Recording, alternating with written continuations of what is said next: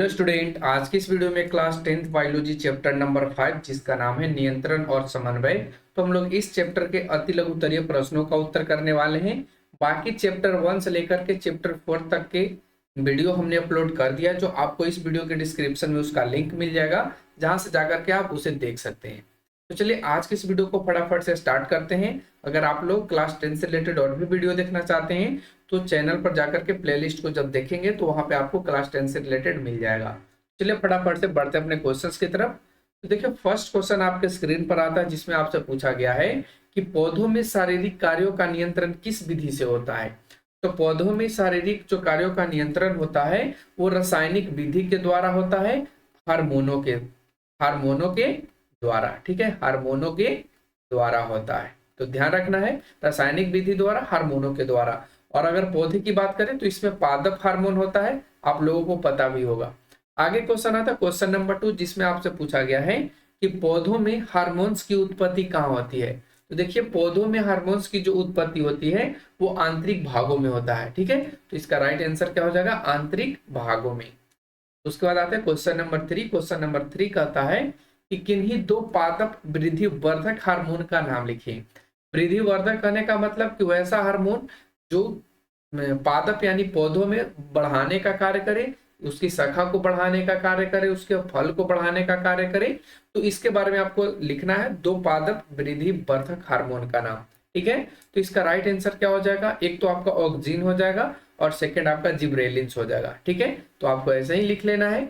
अगला क्वेश्चन आता है 4 नंबर कहता है कि एक पादप वृद्धि रोधक हार्मोन का नाम लिखे। देखिए यहाँ पे वृद्धि वर्धक था, यानी कि बढ़ाने वाला की बात किया गया था, और यहाँ पे जो है वो वृद्धि रोधक यानी कि जो इसके विपरीत, यानी ये बढ़ाने का कार्य नहीं करता है। जैसे कि पत्तियों का गिरना, ये पत्तियों को जल्द से जल्द गिरा देता है। तो ये जो क्रिया होता है या ये जो हार्मोन के द्वारा होता है उसका आपको नाम लिखना है। तो इसका राइट आंसर क्या हो जाएगा, एब्सिसिक एसिड। क्या नाम है इसका, एब्सिसिक एसिड, जो वृद्धि रोधक हार्मोन है। तो इसका राइट आंसर एब्सिसिक एसिड ही होगा। अगला क्वेश्चन आता है 5 नंबर क्वेश्चन में पूछा गया है कि फल पकाने वाले हार्मोन का क्या नाम है। तो फल पकाने वाले हार्मोन को हम लोग क्या कहते हैं, तो एथिलीन के नाम से जानते हैं। ध्यान रखना है, इसके नाम से, एथिलीन के नाम से। अगला क्वेश्चन आता है क्वेश्चन नंबर 6 नंबर में देखिए कहा है यहाँ पे कि पतियों के विलग्न, विलग्न का मतलब यहाँ पे क्या है, पतियों के विलग्न मतलब अलग होना या झड़ करके गिर जाना। ठीक है, तो वही चीज यहाँ पे बोला गया है कि पतियों के विलग्न में किस कार्बनिक रसायन की मुख्य भूमिका होती है। यानी यहाँ पे आपसे बात करें तो ये हार्मोन का ही नाम पूछा है। तो इसका राइट आंसर क्या हो जाएगा, एब्सिसिक एसिड का। ठीक है, ये पतियों के बिलगाव में ये सहायक होता है, एब्सिसिक एसिड। ठीक है, साथ में आप इसको नाम एक और दे सकते हैं, वृद्धि रोधक हार्मोन। ठीक है, वृद्धि रोधक हार्मोन, ये इसका नाम है। तो आप ध्यान रखना है। अगला क्वेश्चन 7 नंबर, इसमें आपसे पूछा कि पादप हार्मोन क्या है, यानी पादप हार्मोन कहते किसको है। तो इसका डेफिनेशन इस तरीके से हो जाएगा कि वैसा रासायनिक पदार्थ जो पौधों की जैविक क्रियाओं के बीच समन्वय स्थापित करता है उसको हम लोग पादप हार्मोन कहते हैं। उसको क्या कहते हैं, पादप हार्मोन कहते हैं। पादप हार्मोन में आप उदाहरण में कुछ भी लिख सकते हैं। यानी कहने का मतलब मेरा है, कुछ भी कहने का मतलब है, एब्सिसिक एसिड भी एक पादप हार्मोन ही है, ऑक्सिन भी आपका एक क्या है, पादप हार्मोन ही है। तो आप ये दोनों या और भी जो आपके बुक में दिए गए हैं उनको आप लिख सकते हैं। ठीक है, एग्जाम्पल के रूप में। अगला आता है क्वेश्चन नंबर 8। क्वेश्चन नंबर 8 कहता है कि हार्मोन की कोई एक विशेषता लिखे। तो देखिए हार्मोन के कारण ही पेड़ पौधे में वृद्धि होता है, या हम मनुष्यों में बहुत ऐसे कार्य हैं जो हार्मोन के द्वारा, जैसे कि हम बात करें दाढ़ी मुश्की आना, तो ये हार्मोन के कारण ही होता है। मतलब महिलाओं में दूध का जो स्राव होता है वो भी हार्मोन्स के कारण ही होता है। तो ये सारी चीज आपको बताना है कि क्या एक विशेषता है। तो आप कुछ भी एक विशेषता लिख सकते हैं। वैसे हमने यहाँ पे ऐसे लिखा है कि हार्मोन पौधे की विभिन्न अंगों में बहुत लघु मात्रा में पहुंचकर वृद्धि एवं अनेक उपापचय क्रियाओं को नियंत्रित एवं प्रभावित करता है। तो हमने एक यहाँ पे बात किया है, तो हमने यहाँ पे पौधों को ले लिया है। आप यहाँ पे मनुष्यों के बारे में भी बता सकते हैं, इसमें कोई दिक्कत नहीं है। ठीक है, आप मनुष्य के बारे में भी लिख सकते हैं।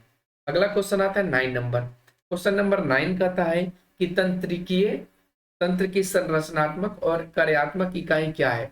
देखिए तंत्रिकीय, जो तंत्र की संरचनात्मक और जो कार्यात्मक इकाई है उसको कहा जाता है न्यूरॉन। क्या कहा जाता है उसको? न्यूरॉन कहा जाता है। तो इसका राइट आंसर क्या बन जाएगा? न्यूरॉन बन जाएगा।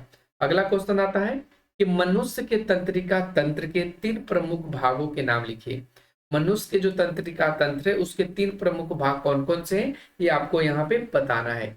इसका राइट आंसर ऐसे हो जाएगा, हमने लिखा है कि मनुष्य के तंत्रिका तंत्र के 3 प्रमुख भाग हैं, जिसमें फर्स्ट आपका केंद्रीय तंत्रिका तंत्र है, फिर उसके बाद परिधीय तंत्रिका तंत्र है और उसके बाद स्वायत्त तंत्रिका तंत्र है। तो ये मानव तंत्रिकीय तंत्र के प्रमुख 3 भाग हैं। अगला क्वेश्चन आता है 11 नंबर। क्वेश्चन 11 का आता है यहाँ पे कि केंद्रीय तंत्रिका तंत्र के निर्माण की 2 प्रमुख रचनाएं कौन कौन सी हैं। यहाँ पे 2 रचनाएं बतानी है किनका? केंद्रीय तंत्रिका तंत्र के निर्माण का। ठीक है, तो चलिए इसका राइट आंसर देख लेते हैं। एक तो आपका मस्तिष्क है और सेकंड आपका स्पाइनल कॉर्ड, या इसको मेरुरज्जु के नाम से भी जाना जाता है। तो ध्यान रखना, एक आपका क्या हो जाएगा? स्पाइनल कॉर्ड हो जाएगा और एक आपका मेरुरज्जु हो जाएगा। तो ध्यान रखना, दोनों में से आप कोई लिख सकते हैं, मेरुरज्जु या स्पाइनल कॉर्ड या मेरुरज्जु। ठीक है, अगला क्वेश्चन आता है 12 नंबर। क्वेश्चन नंबर 12 देखिए, यहां से कहता है कि मस्तिष्क के चारों ओर स्थित पतली झिल्ली क्या कहलाती है। तो मस्तिष्क के मतलब दिमाग, जो आपका मस्तिष्क है, तो उसके चारों ओर पतली जो झिल्ली घिरा होता है उसको हम लोग मेनिंजिजी कहते हैं। क्या बोलते हैं उसको? मेनिंजिज बोलते हैं, मेनिंजिज बोलते हैं। ध्यान रखना, मेनिंजिज बोलते हैं। अगला क्वेश्चन आता है 13 नंबर। 13 नंबर कहता है कि अग्र मस्तिष्क के 2 मुख्य भागों के नाम लिखें। तो अग्र मस्तिष्क के 2 मुख्य भाग कौन कौन से हैं? तो एक आपका प्रमस्तिष्क है, जिसको सेरिब्रम के नाम से भी जाना जाता है, और सेकंड आपका है डाइएनसेफलॉन। क्या बोलेंगे इसको? डाइएनसेफलॉन। तो ये आपका अग्र मस्तिष्क के 2 प्रमुख भाग हैं। आगे आता है क्वेश्चन नंबर 14। 14 क्वेश्चन में कहता है कि मनुष्य में वृद्धि और चतुराई का केंद्र क्या है। तो मनुष्य में वृद्धि और चतुराई का जो मुख्य केंद्र है उसको कहा जाता है सेरिब्रम, या इसको बोलते हैं प्रमस्तिष्क। क्या बोलते हैं? सेरिब्रम बोलते हैं, या इसको प्रमस्तिष्क बोलते हैं। तो ध्यान रखना है आपको, प्रमस्तिष्क या सेरिब्रम को। अगला क्वेश्चन आता है 15 नंबर। 15 क्वेश्चन में कहता है कि जंतुओं के शरीर में होने वाली विभिन्न क्रियाओं का रासायनिक नियंत्रण और समन्वय किसके द्वारा होता है। ध्यान रखना है, ये जंतुओं की शरीर की बात किया गया है, इसमें आपको बताना है कि जो रासायनिक नियंत्रण और समन्वय होता है ये किसके द्वारा होता है।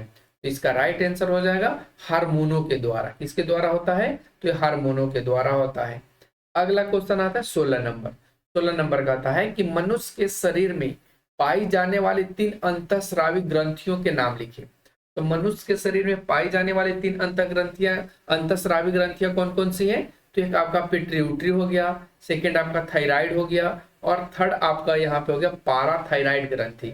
और भी है तो आप और का भी नाम लिख सकते हैं, यहाँ पे कोई दिक्कत नहीं है। तो हमने यहाँ पे 3 की बात किया था, तो 3 हम आपको लिख करके बता दिए। अगला क्वेश्चन आता है 17 नंबर। 17 नंबर क्वेश्चन कहता है कि एड्रिनल ग्रंथि के कार्टेक्स भाग से स्रावित होने वाले हार्मोन्स के नाम लिखिए। तो देखिए एड्रिनल ग्रंथि के जो कार्टेक्स भाग से स्रावित होने वाला हार्मोन है उसका नाम है यहाँ पे 3 गो है। एक आपका लिंग हार्मोन है, सेकंड आपका मिनरलो कॉर्टिकॉइडस है, और सेकंड आपका ग्लूकोक्वार्टिकॉइडस है। तो आप यहाँ पे जनरली लिंग हार्मोन को ध्यान रखेंगे, क्योंकि आपसे जब ऑब्जेक्टिव क्वेश्चन पूछा जाएगा तो ये लिंग हार्मोन ही दिया जाएगा, इतना बड़ा नाम आपको नहीं दिया जाएगा। तो आप लोग ध्यान रखेंगे इसको, लिंग हार्मोन को। ये आपका एड्रिनल ग्रंथि के कॉर्टेक्स भाग से स्रावित होने वाला हार्मोन होता है। अगला क्वेश्चन आता है 18 नंबर। 18 नंबर देखिए क्वेश्चन कहता है कि थायरॉक्सिन हार्मोन किसके द्वारा स्रावित होता है। तो देखिए जो थायरॉक्सिन हार्मोन है ये किसके द्वारा होता है? तो थायराइड ग्रंथि के द्वारा ही ये थायरॉक्सिन हार्मोन स्रावित होता है। तो इसका राइट आंसर क्या हो जाएगा? थायराइड ग्रंथि। उसके बाद आता है क्वेश्चन नंबर 19। क्वेश्चन नंबर 19 कहता है कि ब्रिसन द्वारा स्रावित होने वाले हार्मोन का नाम क्या है। तो देखिए ब्रिसन के द्वारा जो स्रावित हार्मोन होता है उसका नाम है एड्रोजेंस। क्या नाम है उसको? एड्रोजेंस नाम है, तो उसका नाम एड्रोजेंस ध्यान रखेंगे। ये आपसे ऑब्जेक्टिव क्वेश्चन में भी पूछा जा सकता है कि ब्रिसन द्वारा स्रावित होने वाला हार्मोन निम्न में कौन है। ऑप्शंस आपको दिए जाएंगे और उन ऑप्शंस में एक आपका एड्रोजेंस हार्मोन भी रहेगा, तो आप ध्यान रखेंगे एंड्रोजेंस हार्मोन को, जो ब्रिसन के द्वारा स्रावित होता है। आज का आखिरी क्वेश्चन है क्वेश्चन नंबर 20, जो आपसे पूछा है कि रक्त में उपस्थित ग्लूकोज की मात्रा को नियंत्रित जो करने वाला हार्मोन होता है वो किस ग्रंथि के द्वारा स्रावित होता है। देखिए अग्नाशय के लैंगरहैंस की दीपिकाओं के द्वारा ये स्रावित होता है, तो आप यहाँ पे अग्नाशय ग्रंथि भी बोल सकते हैं या आप इसका पूरा नाम लिख सकते हैं, अग्नाशय की लैंगरहैंस की दीपिकाओं के द्वारा ये जो ग्लूकोज की मात्रा को नियंत्रित करने वाला हार्मोन है वो स्रावित होता है। तो उम्मीद करते हैं आपको क्वेश्चन 1 से लेकर क्वेश्चन 20 तक के सभी प्रश्नों का आंसर सटीक रूप से मिल गया होगा। फिर भी अगर आप लोगों को कोई डाउट रहता है तो आप लोग कमेंट सेक्शन के माध्यम से जरूर पूछिए। तो आज के लिए बस इतना ही। Thanks for watching, take care, bye bye. अगर आप लोग चैनल पे नए हैं तो चैनल को सब्सक्राइब जरूर कर लीजिए।